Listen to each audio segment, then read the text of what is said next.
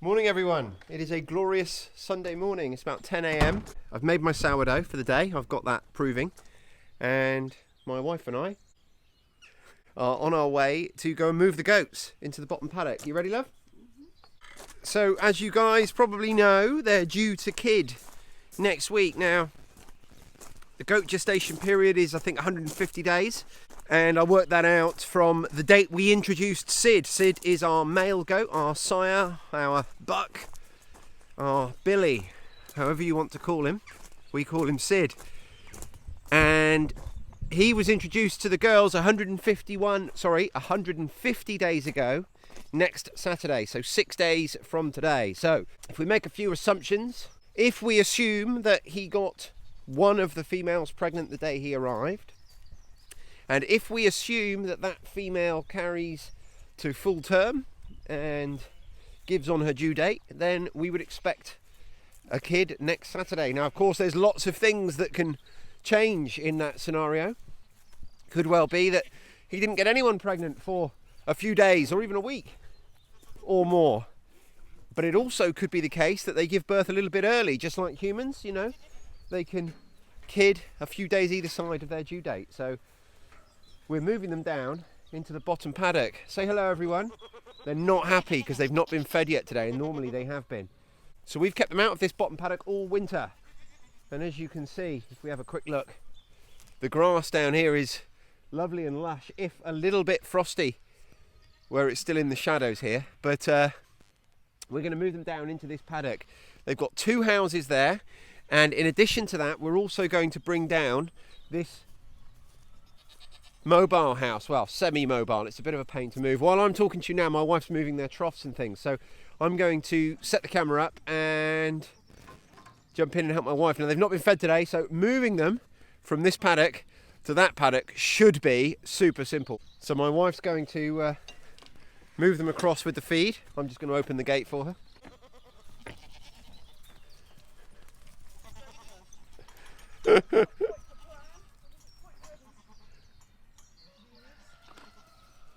Come on then, guys, this way.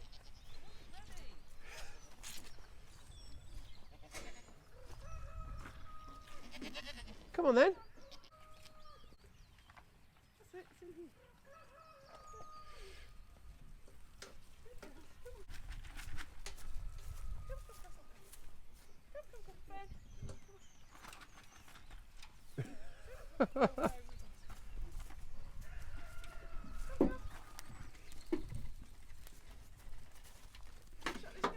Yep.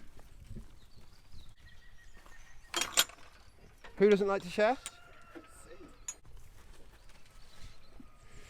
So now we'll move down their hay rack and get that filled up as well.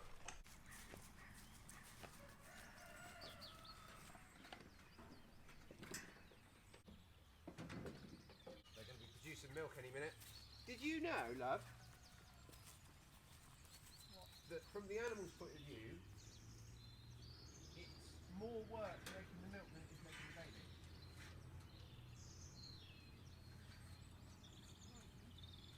And look, they've been given fresh hay, but look, they're straight on the grass.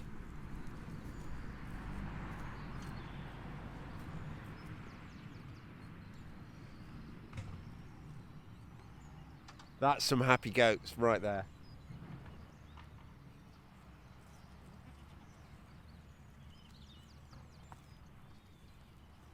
And if this sun stays out and it gets a bit warm, I would expect to see lots of goats just led down in the sun this afternoon, chewing the cud, enjoying life. So the next job is to move that house. Just a quick word on Fern. Fern's our oldest goat. The goat we've had the longest, but also we don't know how old she was when she came here, and we were umming and ahhing about whether or not to kid her this year, and we made the decision that she was looking healthy and happy and everything else, and we decided that we would kid her. Now, that's not because we knew she was old, we just didn't know. Now, we've had her 3 years, and like I say, we've no idea how old she was when she came here, apart from she was fully grown. But this is definitely going to be her last lactation, because we've noticed in the last few weeks. You see her front leg there? She's gone a bit bow-legged on one of her legs. I don't know what would have caused that, but obviously she's carrying extra weight at the moment. She's never going to be heavier than she is right now. So we're going to, retire her after this go. Apart from that, she seems healthy enough. And the other two girls here, we bought them at 18 months old, and we've had them, I really don't know how long, but I would guess about another 18 months. So they're going to be about 3, so they're still quite young. Right, next job, that house. So you can see up there, my wife's taking the stuff out from inside the house. Goats, they're not a big fan of the soft ground, the wet, muddy ground. So we always put some pallets and some ply in their housing so they can get up off the ground and dry their feet off and stuff. So I'm going to go jump up and help my wife clear that out now, and then we'll move that.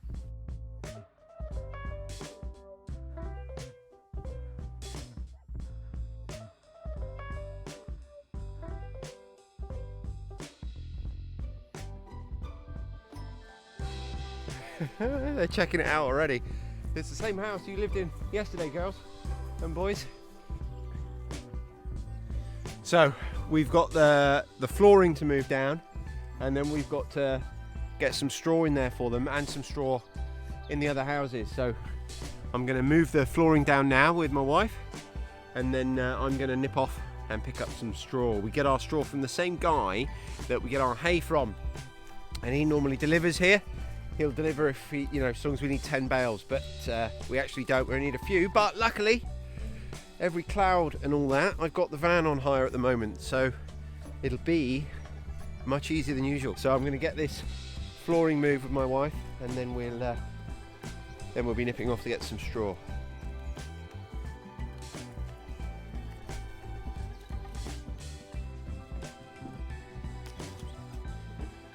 You've probably noticed that this fence is all on the wonk. Not as bad as the ones we looked at before, but it is very much on the wonk. However, we have just checked the posts, and even though they're not upright, they are quite sturdy. So we've made the decision to leave them. My wife was the one who kind of said this is what we should do, and I've signed off on it. So, we're both in agreement, and yeah, we're going to be leaving them as they are. Look, it did get quite cold last night. There's ice on the water there. Anyway, so that's that. We're not going to worry about that fencing. So the next job for me is to go off and get some straw so that the guys have got nice new bedding. I mean, if we move house, we wouldn't put our dirty laundry back on our beds, would we? We would have fresh new sheets, and I don't think it's any different for these guys. It'd be a nice treat for them, and moving day should be a treat. Look at them enjoying the grass. How fantastic.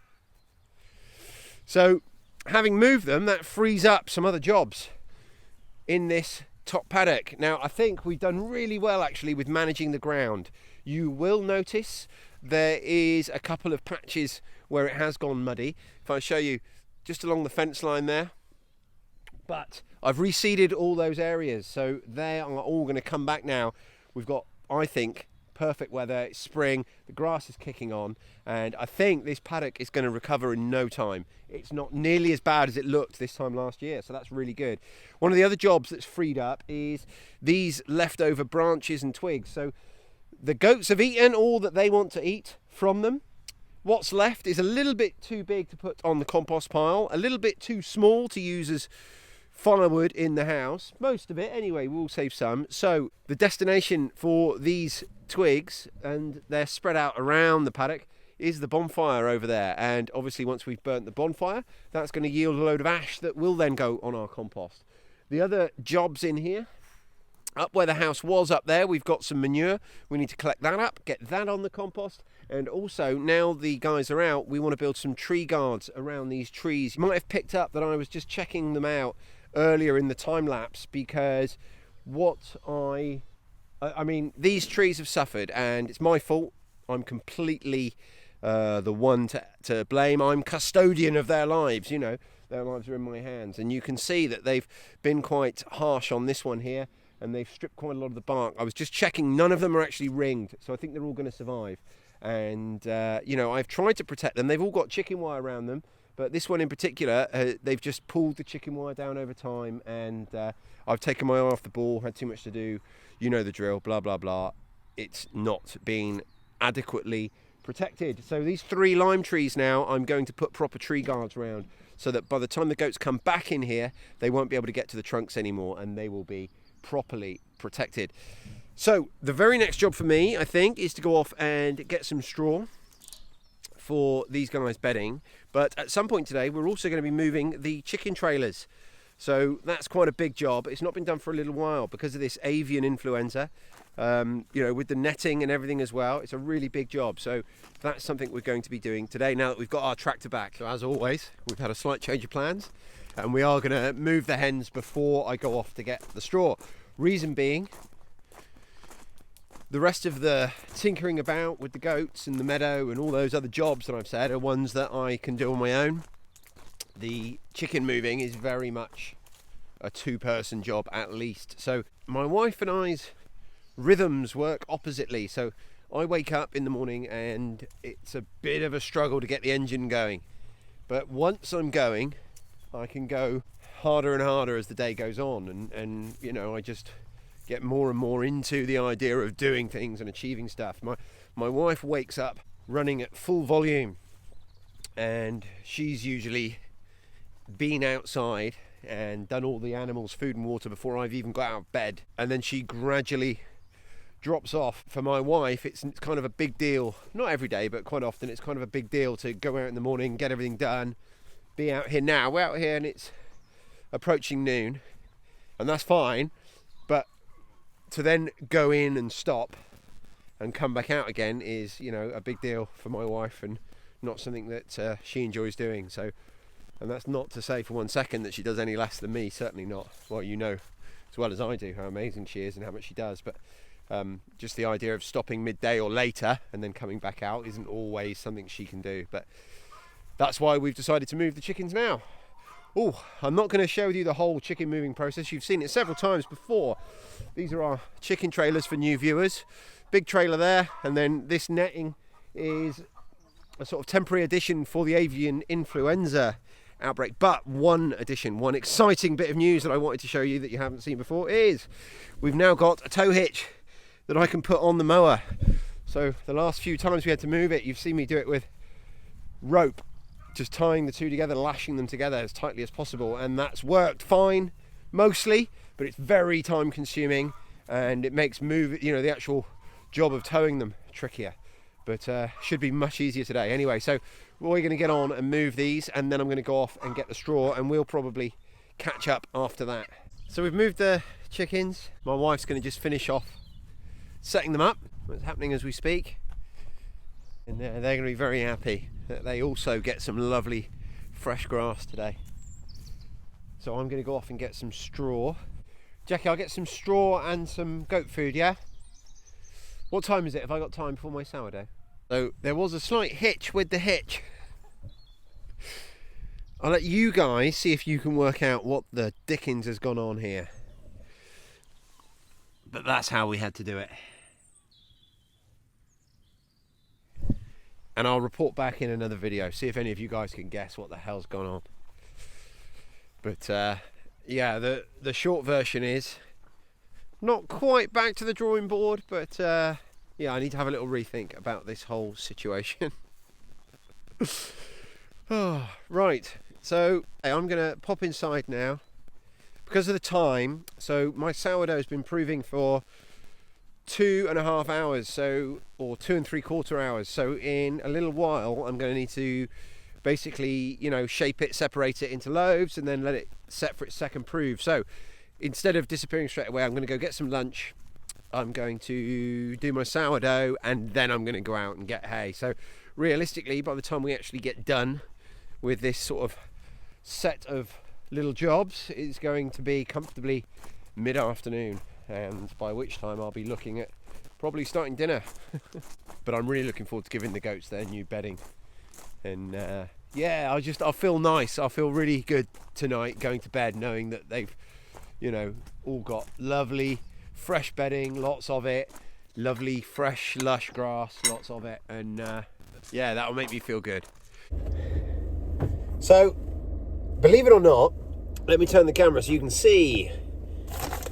This is the bedding I've picked up. I've got 2 bales of this, really difficult to get hold of straw at the moment because of the dry summer that we had last year. It was incredibly dry summer. It was a really, really wet spring, followed by an incredibly dry summer, and then I think we had a wet autumn, and there was just precious little straw being made. So we've gone into this year with a bit less than we might like floating around. So we've got this stuff. It's more expensive than I would normally get, but not massively so. This is about £7 a bale, and I'd normally pay £4 a bale for straw or less.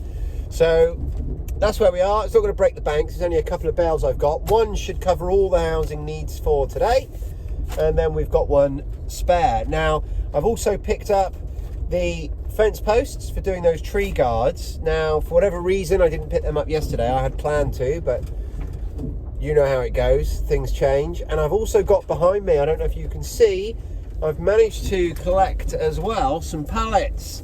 I've been after a collection of pallets to make proper compost bins where our compost heaps are at the moment. So hopefully I'm going back tomorrow to collect any others that I might need, and then we'll have enough, and that's us done. We'll have our pallets that we need for our compost bin. So on my way home now to go and bed up the goats.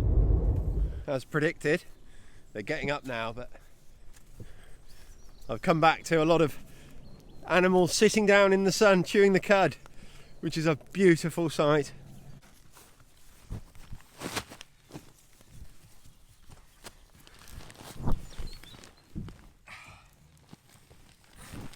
Let's see how long I get away with this before one of the goats either knocks the camera over or tries to eat the microphone.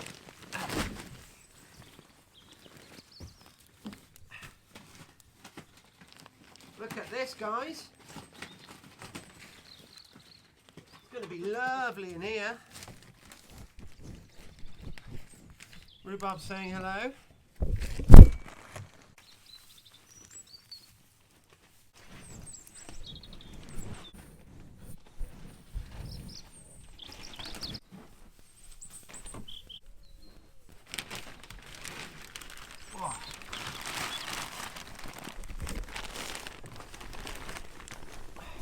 Hey, Sid.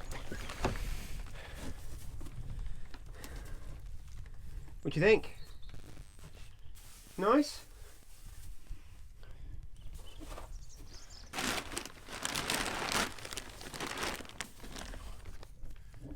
So I thought that one bale was going to do all the housing, but it's not. I'm going to go and open the other one.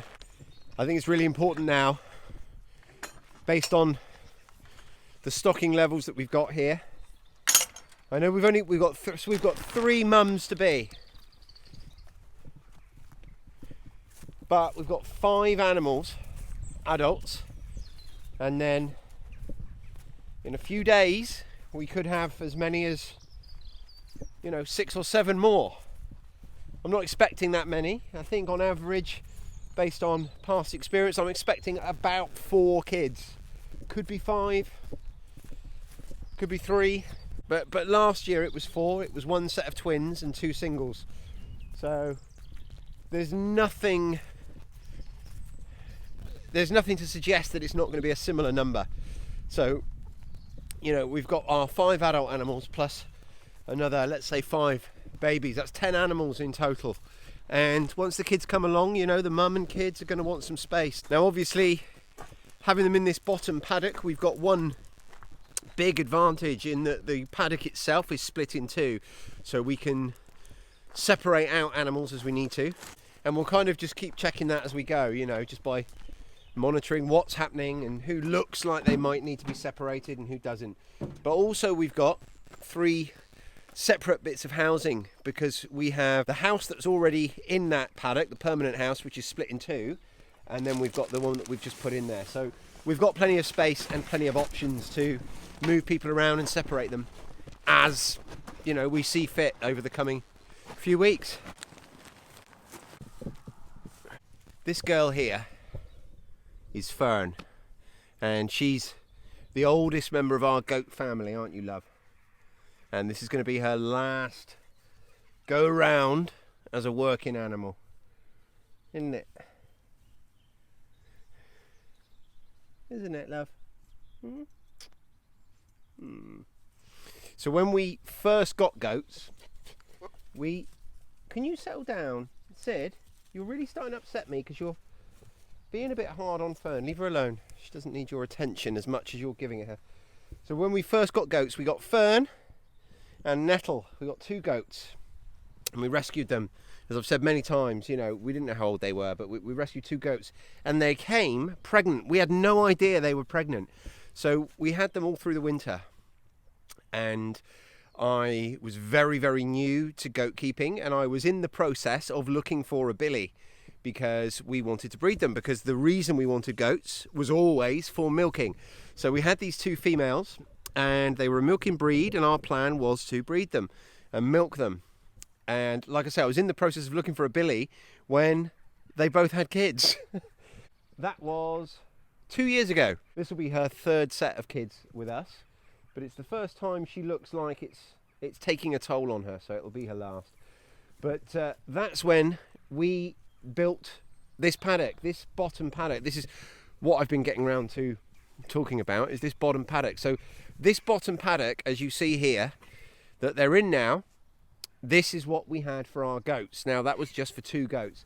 And I put this bit of fencing down the middle to enable us to rotate the ground so that they could be on this bit of the ground for a little while, and then every few weeks move them onto a new piece of ground to let the ground recover. Well, obviously we've now got 5 goats, 5 adult goats, and in a few days we'll have a lot more.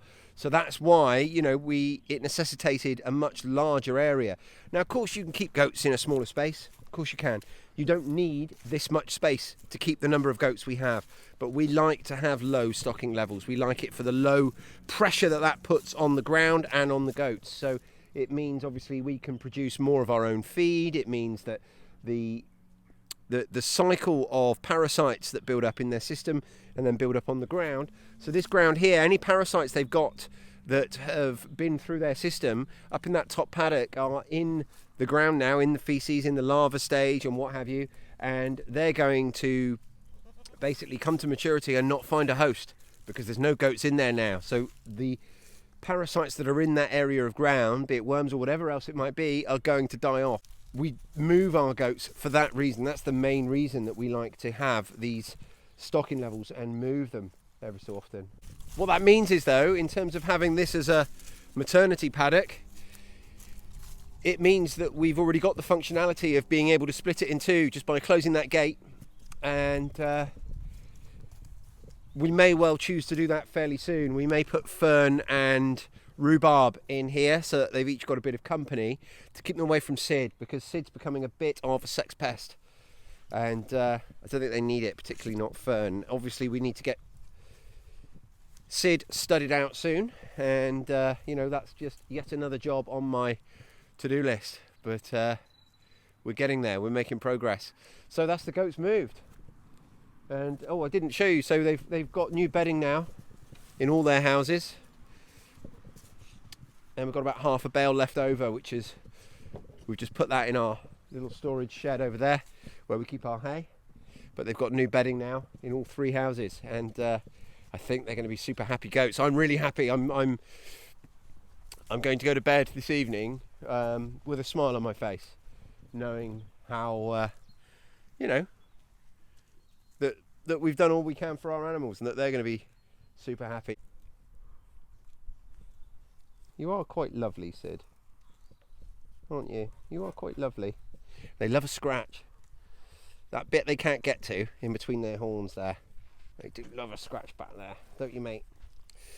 So let's go and have a quick look at the chickens, because we were in the process of moving them and I left my wife to it while I went and finished the sourdough, and then went and got the shopping bits that I needed.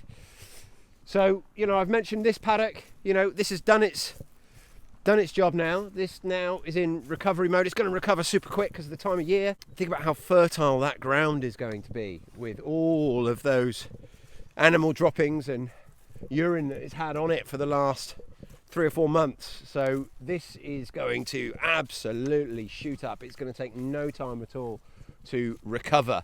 That's my guess anyway. We've got a bit of ground outside here that we've moved the chickens from that's been hammered quite badly, and I will need to reseed that. But again, because of how fertile it is, because it's had the chickens on it, it's going to recover really, really fast. What you do need to do if you're going to be moving animals, and you're going to have bits of areas of ground where they absolutely strip it bare, just make sure you do reseed with some grass, because otherwise you may find that you get some pioneer weeds get in there first. And look now at all our happy hens, all on grass, enjoying this sun as much as I am, I'm sure. Can you see the sunbathing hens?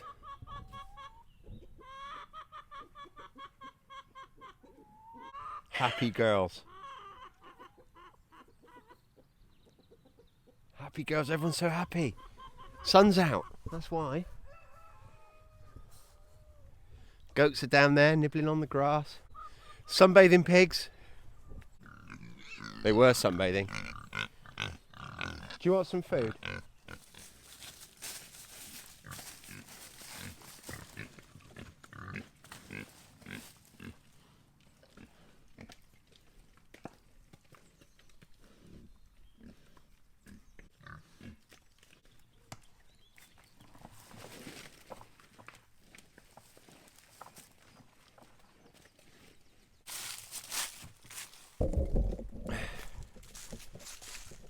And there we go.